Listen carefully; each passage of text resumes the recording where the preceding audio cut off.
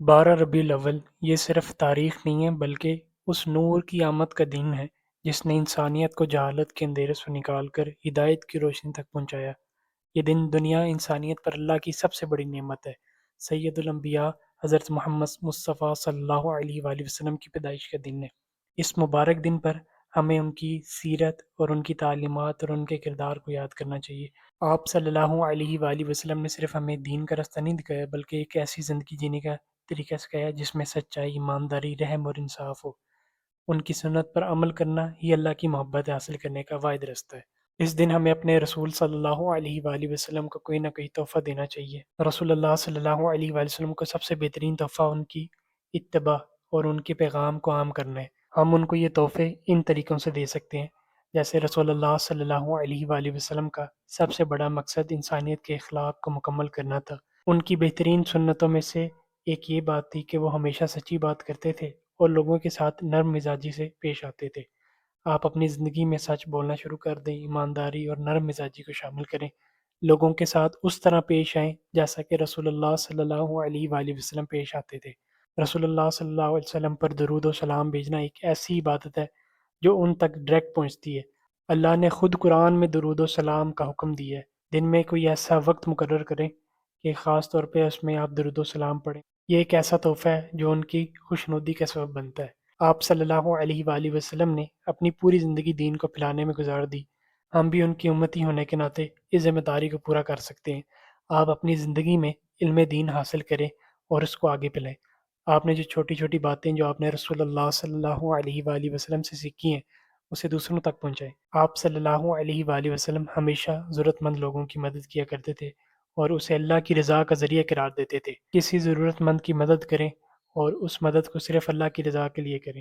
اس کے علاوہ رسول اللہ صلی اللہ علیہ وآلہ وسلم نے علم حاصل کرنے کی بھی بہت فضیلت بیان کی ہے۔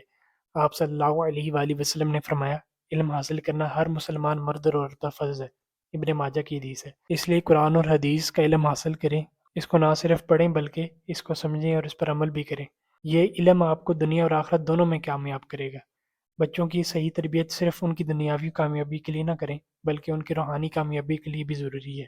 اپنی اولاد کو اسلام کے اصولوں کے مطابق پرورش کریں، انہیں نماز، روزہ اور اچھے اخلاق کی تعلیم دیں۔ ایک نیک اولاد آپ کے لیے صدقہ جاریہ بنے گی۔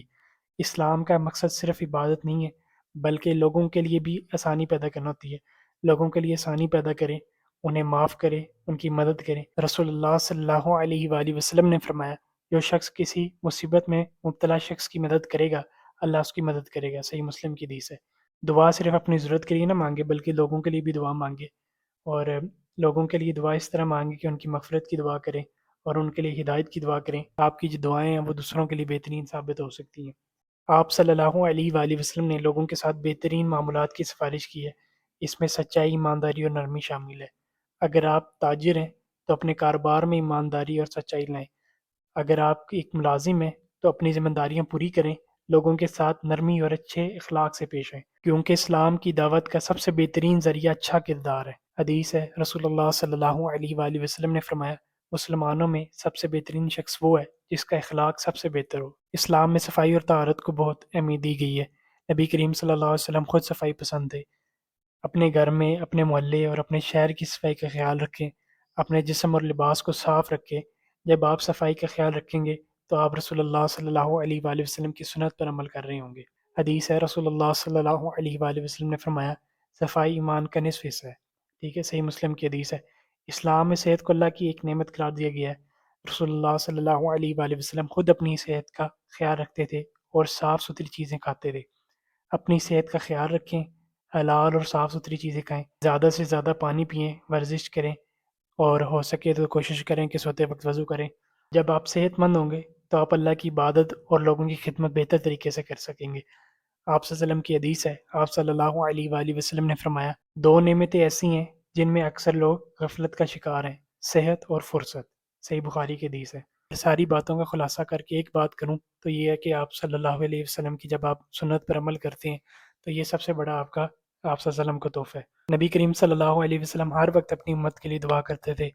ہمیں بھی ان کی پیروی کرتے ہوئے اپنے مسلمان بھائیوں کے لیے دعا کرنی چاہیے۔ ہر نماز کے بعد اور خاص طور پر تہجد کی نماز میں اپنی امت کے لیے دعا کرتے تھے، ان کی مغفرت کے لیے، ان کی ہدایت کے لیے اور ان کے لیے آسانی پیدا کرنے کے لیے دعا کریں۔